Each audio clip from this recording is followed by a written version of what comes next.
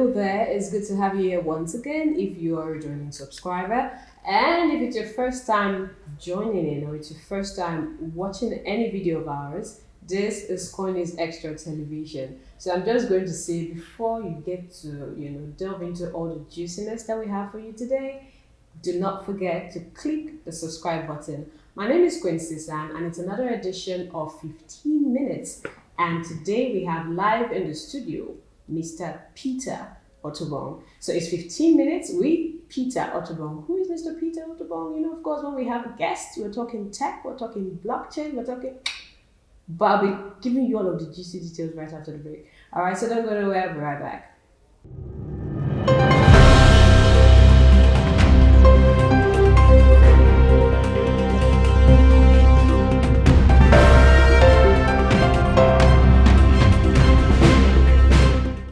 Welcome back. This is still Coin's Extra Television and Quincy San here. I'm your host for another beautiful segment of 15 minutes with amazing personalities. We've had, I want to list, but I don't know if I should. Let me just calm down. Right now, who we have here is Peter Ottobong. Mr. Peter Ottobong is a software developer, a tech enthusiast, somebody that is really good in the blockchain world. So I would want you to please blow your trumpet. Don't be humble. We always have humble guests on this show. I don't get it.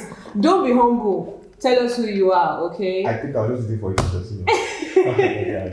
All right, so please go right ahead. All right, so I'm Ottobong Peter, and what I mostly do is actually I'm a blockchain developer.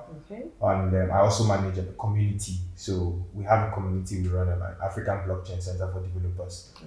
And what we are mostly doing is to encourage inclusion in the blockchain space across the continent. Okay. And we also have a pool of developers, who are both enthusiasts and also experts, and also software devs looking to transfer into Web3. Okay. So I'm like in between development, community, products. So you're like the person pulling this person's hand. Yeah, kind of. And then exactly. Connector, deconnector. Connector. This is Peter Ottobong, deconnector. All right, thank you so much. Okay, delving in really quickly, I want you to say a few words about blockchain and how you see the receptivity of this new technology, I like to call it, in Nigeria. How would you say Nigerians are taking blockchain? What would you describe blockchain as? Okay, so we are very used to the popular definition of the blockchain technology. It's a decentralized, distributed, ledger system, and decentralized from the standpoint of governance, and then distributed from the standpoint of the technology itself, because it's using a kind of distributed database system. So coming back to Nigeria and talking about receptivity, I think currently globally there's still a lot of concerns because people are not really sure. But I think it's something that's very usual or very common with newness. Okay. When change begins. Something is new. Yeah. Mm-hmm. In its early stages, people are meant to be averse to it, especially experts in the system.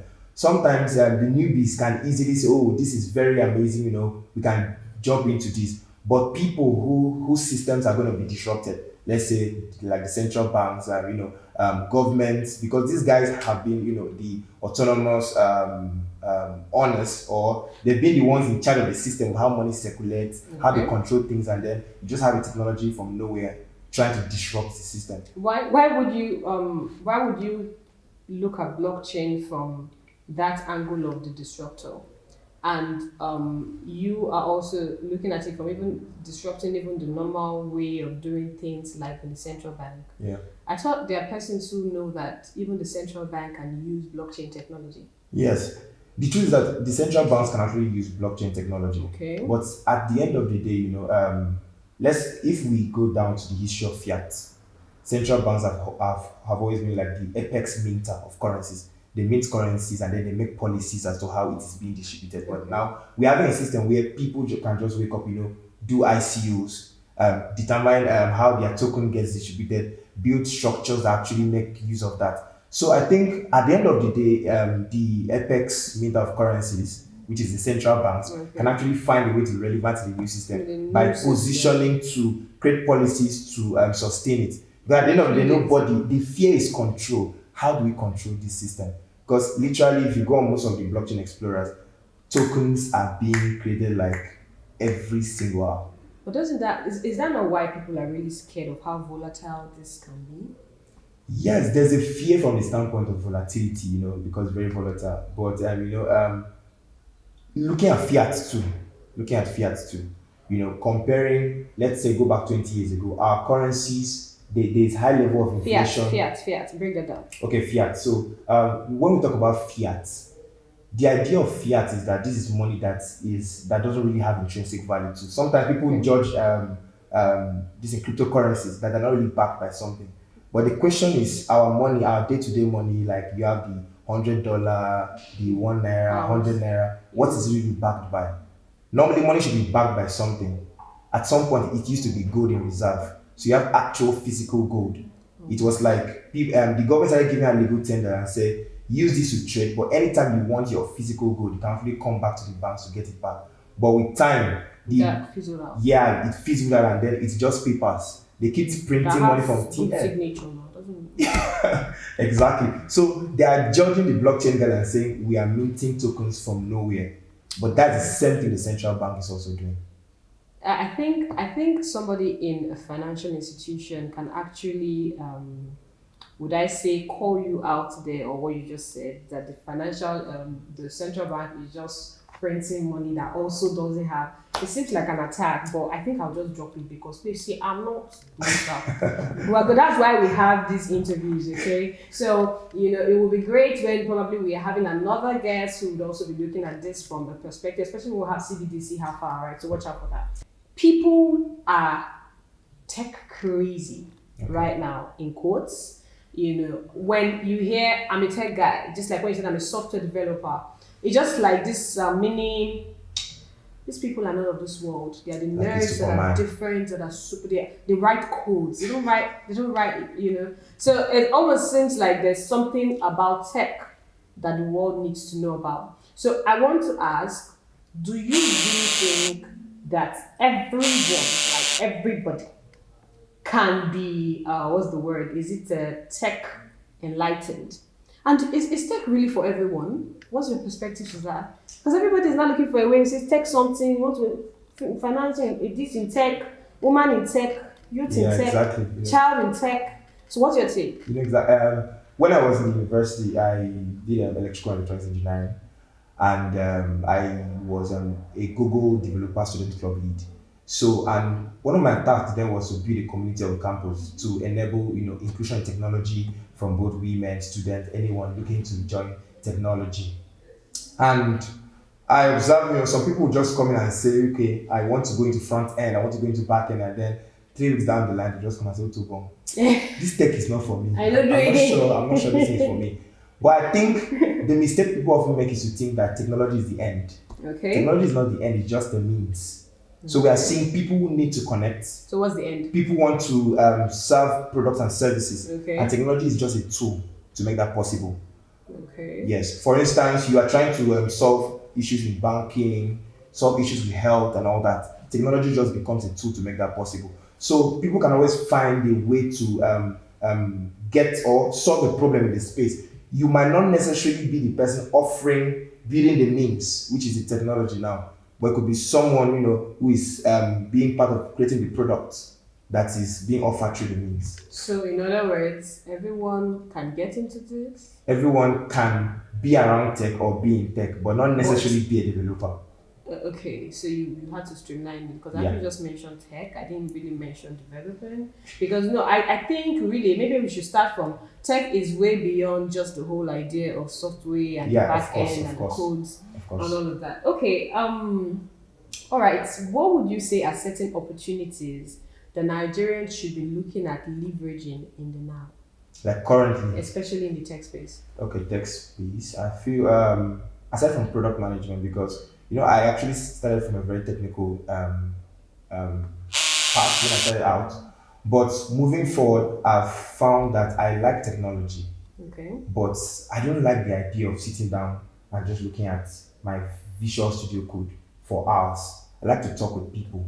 I like to build products. So my journey has been more like from a technical aspect, delving into product. Okay. So currently, I think there's a lot of opportunity for product. There's a lot of opportunities for people that want to go into UI UX, because even in the blockchain space, when we talk about blockchain developers, sometimes it's not really there's a difference between blockchain software, which is you are building your smart contract, you're embedding it with conventional Web2 systems, and then you are building the core blockchain infrastructure. So people who say that they're blockchain developers, they are just talking about the smart contract. And that's just a very small part of what they're actually building. So Web2, Web3 guys, even UI UX designers are still very relevant.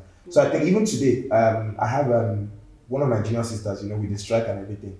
I told her, don't stay at home. She went to a hub and then she went to the design. I had to pay for her to start learning UI, UX. Exactly. So another thing I also think as we are going to the future that would also be very relevant is augmented and virtual reality, AR, VR, and all that. Wow. Because I think together with the blockchain, there will be a lot of opportunities in that space, especially with the news with Meta about the metaverse and all that.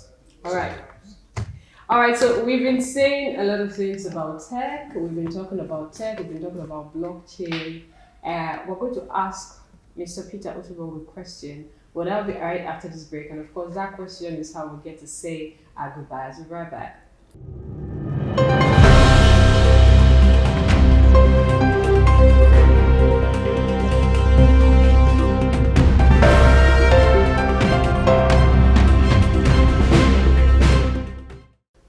Alrighty, welcome back. Thank you so much for staying with us. And if you just maybe something happened and by any chance this is now you're starting this video, like just look it fast, let me hear what they are saying. You have to go back to the beginning and then follow through to this point. Okay, this is Coin News Extra Television, where we get to bring you everything that has to do with tech and blockchain and cryptocurrency. And it's been amazing because today's edition of 15 Minutes, we have Peter Otobong in the studio with us. When he's been talking about tech, he's been talking about blockchain, he's been talking about opportunities that you can leverage on right now, especially if you're in Nigeria and you're looking into the future. You want to know, okay, what part should I actually delve in? He cited some examples that you can probably go research on and see how much or how far you can make out of it.